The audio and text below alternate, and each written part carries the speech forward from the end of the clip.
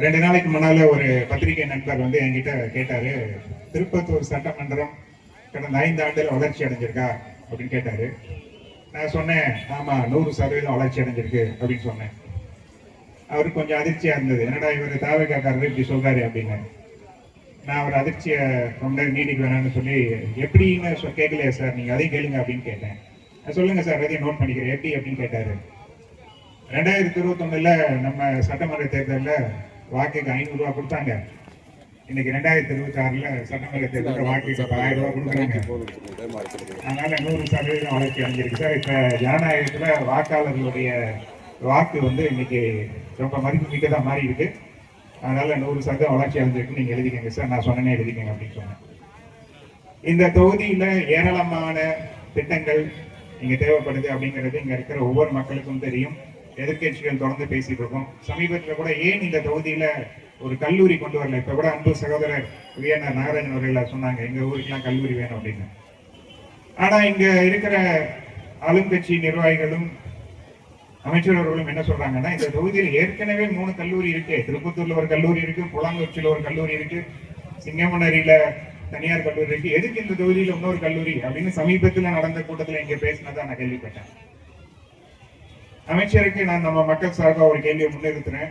காரைக்குடியில பல்கலைக்கழகம் இருக்கு, காரைக்குடியில அழகப்பா கலைக்கல்லூரி இருக்கு, பொறியியல் கல்லூரி இருக்கு, பாலிடெக்னிக் இருக்கு, ஐடிஐ இருக்கு, இன்னும் தனியார் கல்லூரிகள் 5 கல்லூரி இருக்கு. 10 கல்லூரி இருக்கிற காரைக்குடிக்கு எதுக்கு சிவகங்கை மாவட்டத்துக்கு சாங்ஷன் ஆன அக்ரிகல்ச்சர் காலேஜும் லா காலேஜும் கொடுத்தீங்க? 10 காலேஜ் ஏற்கனவே காரைக்குடியில் இருக்கேன், எதுக்கு அக்ரிகல்ச்சர் காலேஜ் திருப்பி அங்கேயே கொடுக்கணும்? திருப்பத்தூர் முழுக்க முழுக்க வேளாண் சார்ந்த பகுதி. இங்க ஒரு அக்ரிகல்ச்சர் காலேஜ் வந்தா அது எவ்வளவு பேரு இங்க படிக்கிறதுக்கு பயனுள்ளதா இருந்திருக்கும். அப்ப காலேஜ் 3 காலேஜ் இருக்க தொகுதிக்கே காலேஜ் வேணாம்னா 10 காலேஜ் இருக்கு. நான் காரைக்குடியை குறைந்து சொல்லல, காரைக்குடி ஏற்கனவே வளர்ந்த நகரம். அதுல மேலும் 2 காலேஜ் எது கொடுக்கணும்னு கேட்கிறேன். 2 கல்லூரி திருப்பூருக்கு வந்திருந்தா இன்னும் நம்ம பகுதி வளர்ந்துருக்கும். நம்மளுடைய மாணவர்கள் அதுல படிக்கிறதுக்கான வாய்ப்பு கிடைச்சிருக்கும். சரி, நம்ம மாணவர்கள் தான் கஷ்டப்பட்டு வெளியில போய் காரைக்குடி, திருச்சி, மதுரைன்னு போய் படிச்சுட்டு வர்றாங்க. படிச்சுட்டு வேலை பார்க்கறதுக்காக சொந்த ஊர்ல வந்து வேலை பார்க்கலான்னு பார்த்தா இங்க அவங்களுக்கு வேலை கொடுக்கறதுக்கு என்ன தொழில் நிறுவனம் இருக்கு? மக்கள் கேள்வி கேட்கறாங்க. எங்க நம்மளுடைய மாணவர்கள் படிச்சு முடிச்சுட்டு இப்போ ஒரு இன்ஜினியரிங்கோ இல்ல நல்ல ஆர்ட்ஸ்ல படிக்கிறாங்கன்னா அவங்களுக்கு இங்க எந்த தொழில் நிறுவனங்கள் வேலை கொடுக்கறதுக்கு இருக்காங்க? அப்ப இந்த தொகுதியோட அடிப்படை பிரச்சனை, ஏராளமான பிரச்சனை இருக்கு. நம்மளுடைய கழகத்துடைய தேர்தல் அறிக்கையில மரியாதைக்குரிய சகோதரர் சம்பத் சார் இருந்தாங்க, டாக்டர் அருண்ராஜ் சார் எனக்கு நல்ல நண்பர். அவங்க கோரிக்கையா கொடுத்தேன். ரொம்ப கவனத்துடன் சார் பார்த்துட்டு எடுத்து வச்சுட்டாங்க. அப்புறம் நான் மறந்துட்டேன். சரி, நம்ம கொடுக்குறோம் சார் அதை சொல்லுவாங்கன்னு தெரியல நினைச்சேன். ஆனா ஏப்ரல் 16 தேர்தல் அறிக்கையில தமிழ்நாட்டுல 1000 வில்லேஜ் இண்டஸ்ட்ரியல் கிளஸ்டர் அறிவிக்கப்படணும்னு தலைவர் அறிவிச்சிருக்காரு. பார்த்தோன்னே எனக்கு அப்படியே ரொம்ப ஆனந்த கண்ணீர் வந்துருச்சு. நான் சாருக்கு போன் பண்ணி தேங்க் பண்ணேன். சார் சொன்னாங்க, நீங்க ஒரு வில்லேஜ் கிளஸ்டர் கேட்டீங்க, தலைவர்கிட்ட சொன்னேன். எதுக்கு ஒண்ணு தமிழ்நாடு முழுக்க தேவைப்படுது, 1000 வில்லேஜ் இண்டஸ்ட்ரியல் கிளஸ்டர் அறிவிங்க அப்படின்னு சொன்னாங்க. அறிவிச்சாச்சு அப்படின்னு சொன்னாங்க. அப்ப நான் சார் கிட்ட இன்னொரு கோரிக்கை வச்சேன். தளபதி முதல்வர் ஆனோன்னு இந்த திட்டத்துடைய முதல் வில்லேஜ் இண்டஸ்ட்ரியல் கிளஸ்டரை திருப்பத்தூர் தொகுதியில நீங்க தொடக்கணும். அதுக்கு தலைவரை முதல்வரை வர வைக்கணும். அன்னைக்கு எங்க அன்பு தம்பி சீனிவாச சேதுபதி இங்க சட்டமன்ற உறுப்பினராக இருந்து அதை செய்யணும் சார் அப்படின்னு நான் கேட்டேன். இது நடக்கும். மக்கள் அது நடக்கிறதுக்கு ஏற்கனவே தீர்மானிச்சிட்டாங்க.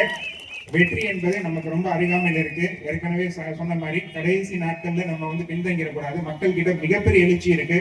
நான் கூட சமீபத்தில் ஹேஷ் தமிழ்ல ஒரு இணையதளத்துல பேட்டி கொடுக்கும் போது சொல்லியிருந்தேன். அதுல வந்து விஜய் அலை அடிக்கிறதா அப்படின்னு அவங்க போட்டு அந்த பேட்டியை எழுதியிருந்தாங்க. ஆமா, அடிக்கிறதுன்னு கடைசியில் அந்த ஊடகவிலே ஒத்துக்கிட்டாங்க. தளபதி அணை அடிக்குதுன்னு ஒத்துக்கிட்டாங்க. தமிழகம் முழுக்க இன்னைக்கு நீங்க எழுதி வச்சுக்கோங்க, மே 4ஆம் தேதி. இன்னைக்கு வந்து நிறைய ஊடகங்கள்ல வந்து 15% ஒரு தேவைக்கா 20% சொல்றாங்க. அதெல்லாம் சும்மா. இப்ப தினத்தந்தி எடுத்துட்டு இருக்கிற ஆன்லைன் கருத்து கணிப்பை நான் கூட அந்த லிங்க் அனுப்பிடுங்க. திருப்பத்தூர் இதுல அதுல போய் பாருங்க. ஆன்லைன்ல போடிங் நடந்துட்டு இருக்கு. இன்னைக்கு வரைக்கும் 55% பேர் தாவக காலத்துல ஓட்டு போட்டுருக்காங்க. இது வந்து இது கிடையாது, சர்வே கிடையாது, மக்கள் வாக்களிக்கிறாங்க. 55% மக்கள் அது வாக்களிச்சிருக்காங்க தாவேக்கா தனிப்பெரும் கட்சியா. மே 4ஆம் தேதி கிட்டத்தட்ட 200க்கும் மேற்பட்ட தொகுதிகளில் வெற்றி அப்படின்னு அறிவிப்பு மே 4ஆம் தேதி வரும். தளபதி முதல்வர் ஆவார். அன்பு தம்பி சீனிவாச சேதுபதி அவர்கள் நம்ம சட்டமன்ற உறுப்பினராக புதிய உறுப்பினராக அன்னைக்கு பதவி ஏற்கிறதுக்கு வருவார். நாம் எல்லாம் மீண்டும் அந்த வெற்றி விழாவை சந்திப்போம். கூறிக்கொண்டு நன்றி.